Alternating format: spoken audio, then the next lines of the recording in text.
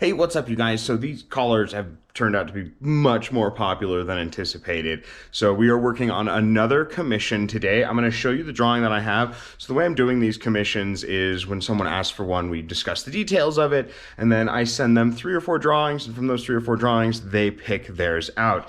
So as you can see, we have our drawings right here, and she ended up choosing this one right here with 3 small D-rings, really small spikes about an inch apart, a red backing, and a black small strip. She wanted it a 1/4 inch, but 1/4 inch won't really provide any stability, so to speak. So we're actually going to be doing this one at 1/2 inch, and then a very small jeweler's chain. We are much more organized today than when we were in the last video we did. So I'm gonna strap on the POV, grab the supplies, and let's get started. So as you can see, we have our supplies right here. This is the 1/2 inch thick leather. This is 1.5 inches thick right here. She gave me her measurements, so we're going to actually start out by mounting this. And again, we're using the screw style rivets because I think the screw style rivets, in my opinion, are much better for this job than the punch style, because I want these to last. Every one of these comes with a warranty, but I don't want them to break because I want to create high quality items for my customers. So the first thing we need to do is we need to measure this out. She said her neck is 15.25 inches. We're not going to measure this to that just yet. We're actually going to install this buckle first. And we're using the back side because the front side is kind of this shinier suede leather. We're going to use the back side to do our markings. So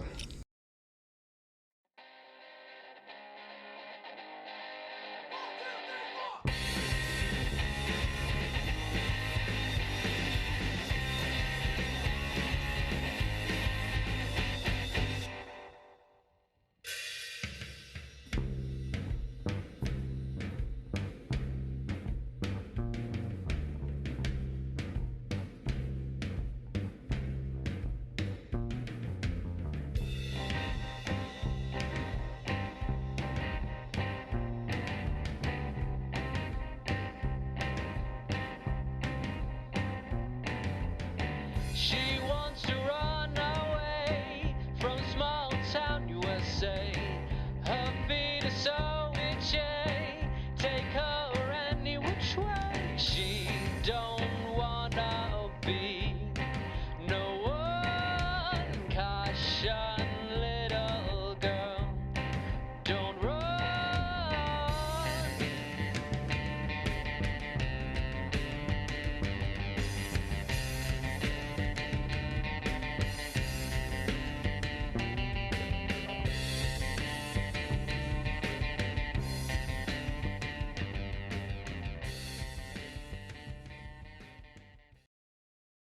the reason I'm doing one right now is so that we can line it up. It's easier so you don't have to have the clamp laying out to line up the rest and make sure that they're all flush and nice the way we want them to.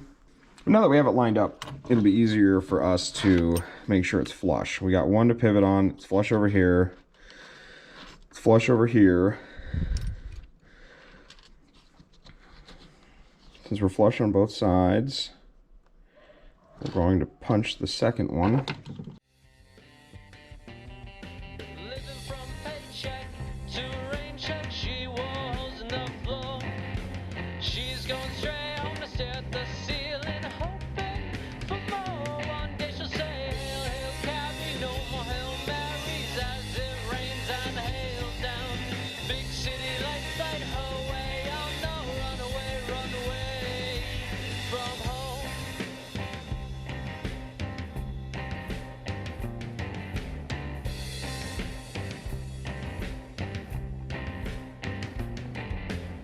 Stuck on a typewriter, never was a fighter. Held back by dollars and cents, tied down by hometown folks. They never gave her the time. She never saved a dime.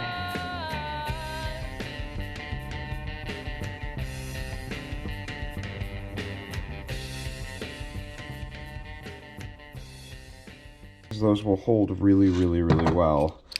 Then we need to move this back against those so that we can put our other 2 rivets up in here. So we're going to do the same thing. This will be a little bit easier because we're not holding it because it's being held in place.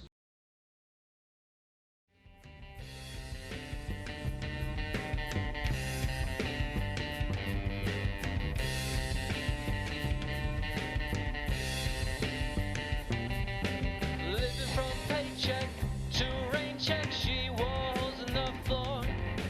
She's going straight home to stare at the ceiling, hoping for more. One day she'll say, "Hail, hail, cabby, no more Hail Marys," as it rains and hails down.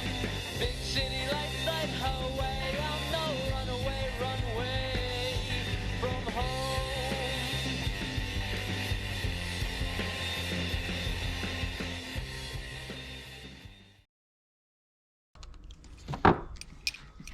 And there we go. The buckle is all set up, ready to rock and roll. Will work. Back here. Okay, that'll work. And we want this, so 15.25 is where she put herself at in her measurement. So 15.25 will be the very, very back of this. So we want to come into a kind of middle ground. So we're gonna measure this out from about that center. So 15.25, 15.25 will be right here. 15.25 is here. So 15.25 is there. And then from here to there is just under a foot, just under 12 inches.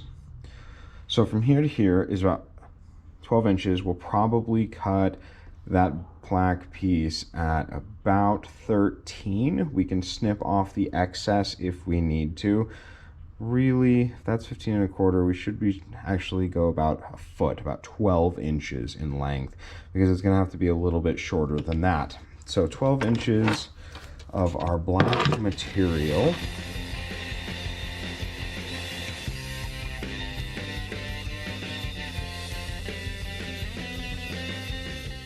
It's kind of a matte color, and it's actually straighter than I thought it was, so I am happy about that.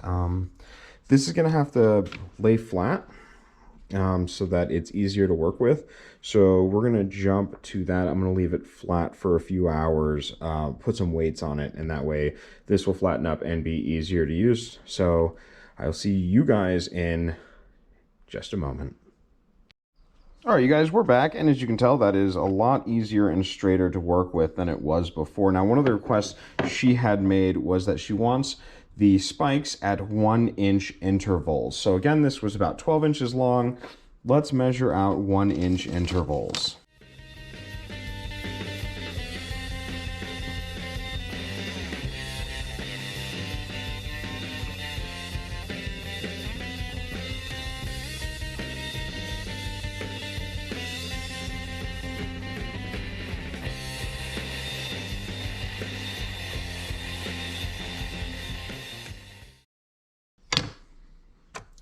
So I don't know if you guys can see the lines, but I can. And double checking, it looks like some of them are off just a hair. So we're going to match these up as best as we can. And actually, it might not be off a hair. It might be the leather is a little goofy.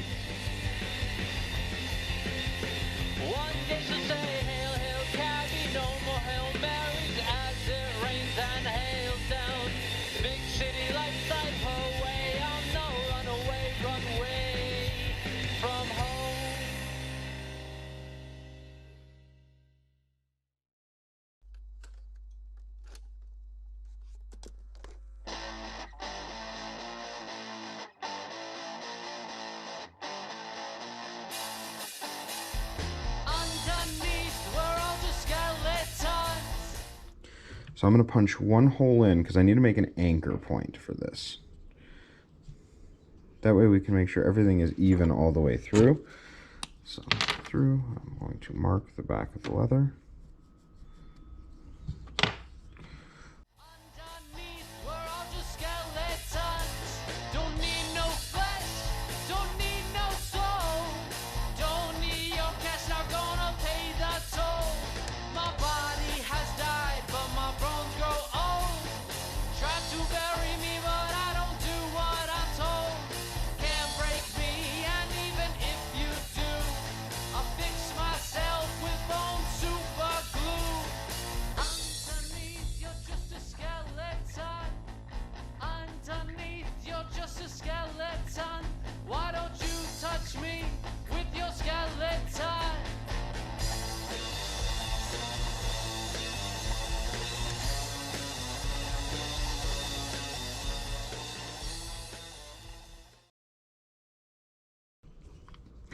Center D-ring will go right there.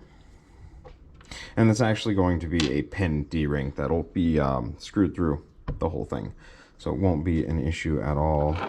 What I was hoping for, and I don't have long enough screws to go through bit. I might actually, I need 4 more.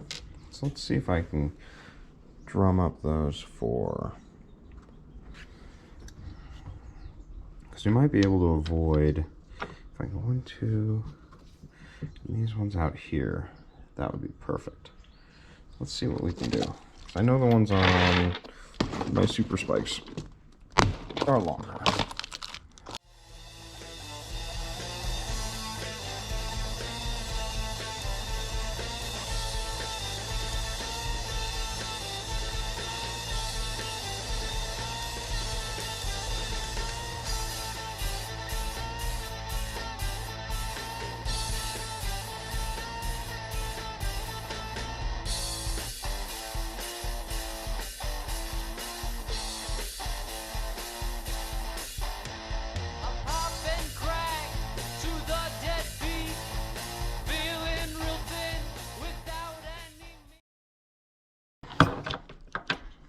There we go. And then there will be a D-ring here again, but it is a mounted D-ring. And because it's a mounted D-ring, it means that it's going to be screwed all the way through. And it'll be screwed all the way through. So we just got to make sure we measure this. That's where we need to go. And I'm going to anchor it still. I'm going to punch it so that we can anchor it, so that we can measure this side for the other D-rings.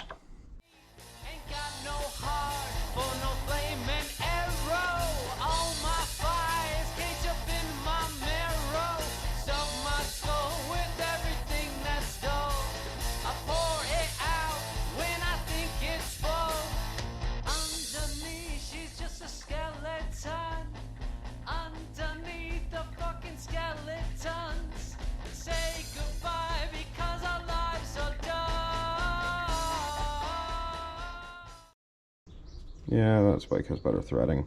That's the issue with some of these spikes, is like they're not all completely uniform. It's like, whereas one will work, another one won't. You gotta get more of the high-ender spikes, but this, I mean, for small spikes, it's not a big deal. That's where we're at so far. So what we'll do is we'll have that center D-ring. It's actually a stud, and then we are going to put rivets, hammer and rivets here, and here in order to hold it all together. But that is the progress we've made so far. We're going to jump back in when that center stud and that center D-ring shows up. So there it is, you guys, the finished commission. I think it came out really well. As you can see, we were able to use the longer screw-in spike rivets, so we were able to keep the riveting to a minimum. I had to use a screw-in rivet here and a screw-in rivet here in order to keep this from flopping around. The D-ring itself is a specialty one. Again, it's a screw-in as well. This is a tougher, more heavy-duty collar. It will not fall apart as easily. With the holographic material, you don't get as many of those options. It takes a little bit more, but this is actually just a strip of leather, and then this red leather here, and then we have the really heavy 4 heavy screw-in rivets with the D-ring for the loop to go through. But yeah, there's my second commission. I hope you guys enjoyed this video, and I'll catch you all on the flip side. Bye.